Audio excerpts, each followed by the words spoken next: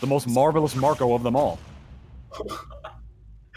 I guess we're gonna have to wait. I don't know. Like, is he camping? Like, I don't know why he's sponsored by Wait, but I don't get it. Either way, is he calling me fat? Gosh, I mean, why is everybody calling me fat today? It's not nice. I can't believe it. This is actually. Either way. Wait, I saw the other. Yeah, we got Battlefield going on right now. I mean, Ravenking can definitely get very good setups here, but Marco has a lot of places to run away on this stage. I was gonna say, you know, like in terms of those setups, I was just gonna mention it, man. Like it's kind of dangerous. You know, I can actually ladder on these platforms himself if you're not careful. Or at the very least, you know, you really gotta. If you're on these platforms, like right there, you better make sure you don't get nared in that position. Otherwise, you're gonna get laddered by a neutral air. It's not a good feeling. Yeah, and not a good feeling of mistiming that up B. I mean, Marco really had Ravenking on the lockdown there and then just gives up the ledge trap by going for an early option. Ravenking still a bit on the defensive here, trying to find an opening between these slew of projectiles. Ike has good enough airspeed to make it and fast enough aerials with the Nair, but Marco's just covering these options very well. Yeah, he honestly is, you know, just waiting for all these, like, waiting for all of these, you know, defensive options coming out. Well, not defensive options, but, you know, options to get out of disadvantage by Ravenking. And there you go, catching the jump right there. That up air, ooh. Long-lasting hitbox right there? I know where you're gonna be. I'll just put this out there and wait for you to go. That move is actually disjointed past the sword, too. It's massive. Ooh. What a conversion on the part of Marvelous Marco, man. Just waiting for the boomerang to come back. Finding it with the Nair, but it didn't matter. His people needed him. I can't believe it. He's gone. He was just here a moment ago, and just, oh, it was too soon, but plummeting to his death. Ravenking definitely gonna take that one to the bank. Absolutely, after eating all that damage on his first and now his second stock as well.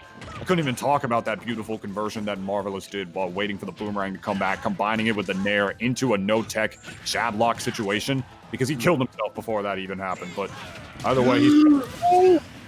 Oh my god!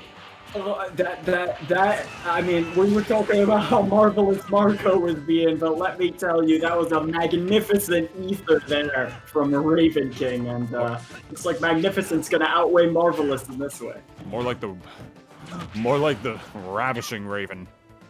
Oh, jeez. Remarkable. That's better. That's a much better one. Ravishing is not the right word for that. The remarkable Raven. Let's go with that.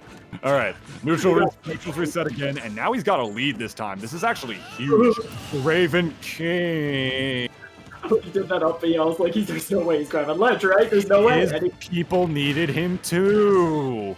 Crazy. At least he did it with a lead. That's the same thing that happened to Marco, but Ravenking is definitely tacking on the momentum. So it seems like he kind of caught on to how Marco wants to play the defensive game here.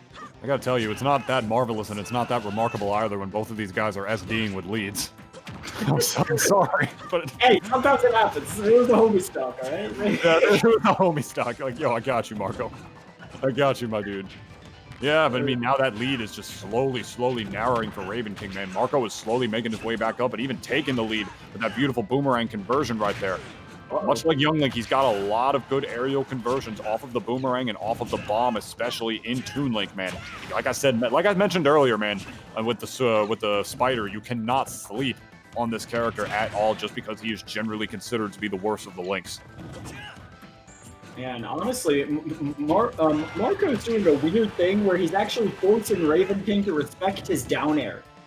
Like, Ravenking missed on a juggle opportunity because he just drifted away with bomb because he was threatening with the down air last time. Oh my gosh. That's crazy. How is your brain that massive? That's crazy. How do you fit it in there?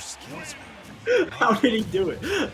Man, I mean, that buff ether making that move kill, like, I don't know whose mistake that was, but definitely not a mistake happening there for Ravenking. I really want to see that one on the Collision Twitter. I really do, because every single hit, man. Like, what doesn't kill you make you stronger. He went into Hulk mode. What was that called in wrestling when, like, Hulk went into, like, his super mode? Hulk Hogan went into, like, his super mode or whatever, and then you just couldn't hit him. Then it only made him, like, stronger. I don't know too much of wrestling, but that's a thing in, like, 80s wrestling or whatever. Like, where you just hit Hulk Hogan and he just gets stronger. Not like a meter, but more so like armor, like Ravenking just did. Ravenking is Hulk Hogan. Yeah, seriously. I mean, just fantastic plays, showstoppers left and right. I mean, it's so hard for Marco to, like, be the good guy in this scenario, especially when he's rocking this evil form of Toon Link here. Maybe he wants to be the villain. He's Andre the Giant when he was, like, sort of forced to be the villain just because that's how they had to market him because of Hulk Hogan. That's what Marvelous Marco is right here. Anyway, enough wrestling stuff aside. Stu's over on the other stream. We got classic Nair up air doing it, and no top platform to be able to even get away from or drift towards for a tech. We are on Battlefield without that top platform, ladies and gentlemen. And Marco, despite losing that stock early, still tacking on the damage. I mean, Ike is definitely not a character that can land super easily outside of those Nair and side B auto cancels, so kind of tough for Ravenking to get out of this scenario now that Marco has him in it, but finally landing again with the aforementioned. I mean, dang. Oh my gosh, how did he avoid that? Just neutral air dodging back. That was literally the only option he had. Couldn't air dodge in because of the way that Marvelous Marco was drifting, he would have gotten hit by the lingering hitbox of that up air. And if he air dodged back out without a jump, that's kind of scary thing to do when you're Ike. And it's scary, definitely worked out, but not for long enough as he hangs onto the ledge for too long. But the damage still tacking on. That heavy sword, a two-handed sword wielded with one hand, that is going to smack you off the side as he charges in with that dash attack. This man definitely not skipping arm day. Good call out right there to be able to get that dash attack kill on a light character like Toon Link. And now Ravenking is only one stock away from advancing even further into the winner's bracket right here. This is already winner's round 2 of top 64 as well. So this man's trying to win. I would hope so. He's after that pop bonus. Yeah, definitely. Okay. Yeah, trying to continue the ledge trap, but backing off doing a safe Nair is Ravenking. I like that a lot. Not just trying to force the scenario. Right now, just on the ledge, just waiting. Great patience. Okay. Wow. All right, not enough with the bomb. Ooh, beautiful positioning on the side B to put himself below the boomerang. Okay. Good stuff, man. Changing back airs that time.